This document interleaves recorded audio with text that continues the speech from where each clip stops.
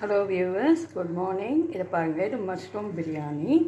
ரொம்ப சிம்பிள். நீங்கள் காலையில் ஆஃபீஸ்க்கு போகும்போது கூட உடனே பண்ண முடியும். பார்த்தீங்களா, ரொம்ப ஈஸி. நான் சொல்கிறது ரெடி பண்ணி வச்சுக்கோங்க. ஈவன் நாளைக்கே கூட பண்ணுங்கள், இல்லை நைட்டுக்கு கூட டின்னர் கூட ஈஸியாக பண்ணி முடிச்சிடலாம். ஒரு டம்ளர் ஆர்டினரி ரைஸ் தான் இது. தினம் நம்ம சாப்பாடுக்கு யூஸ் பண்ணுற ரைஸு. இது ஒரு டம்ளர் ஊற வச்சுருந்தேன். ஓகேவா? இப்போது நான் என்ன பண்ணேன்னாக்கா, ஒரு 4 தக்காளி, 3 வெங்காயம், எல்லாமே சின்னதாக தான் யூஸ் பண்ணியிருக்கேன்.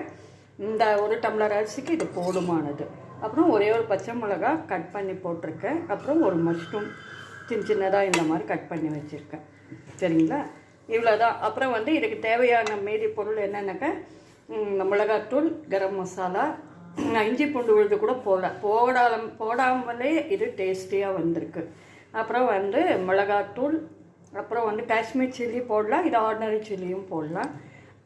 காஷ்மீர் சில்லி போட்டால் இன்னும் ரெட்டாக வந்திருக்கும். நான் இப்போ ஆர்டினரி சில்லி தான் இருந்ததுன்னு போட்டிருந்தேன். அதனால் இது இந்த கலரில் இருக்குது. இல்லைன்னா இன்னும் ரெட்டு கலரில் வந்திருக்கும்.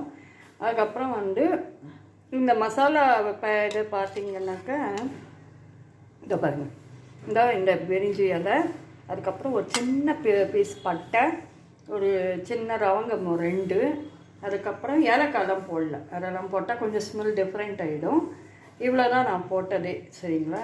இந்த அரிசியை ஊற வச்சுட்டு இந்த காய் ரெண்டுத்தையும் கட் பண்ணி வச்சுக்கோங்க. அதுக்கப்புறம் பூண்டு ஒன்று மட்டும் சும்மா இடித்து போட்டேன். அவ்வளோதான், வேறு ஒன்றுமே இல்லை.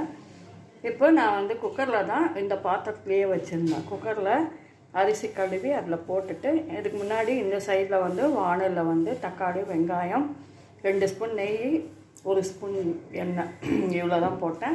இதை இந்த இன்க்ரீடியன்ஸ் எல்லாத்தையுமே ஃபஸ்ட்டு ஃப்ரை பண்ணிவிட்டு, அதுக்கப்புறம் ஆனியன் ஃப்ரை பண்ணிவிட்டு, அதுக்கப்புறம் டொமேட்டோ போட்டேன். அதுக்கப்புறம் இந்த மிளகாத்தூள், கரம் மசாலா, மஞ்சள் தூள், அப்புறம் சில்லி பவுடர், இது எல்லாத்தையுமே ஃப்ரை பண்ணிவிட்டு அந்த அரிசி ஊற வச்சதில் போட்டு இது வேக வச்சதுனால இந்த மாதிரி உதுடாக நல்லா வந்தது. டேஸ்ட்டு பார்த்தேன், ரொம்ப நல்லா வந்தது.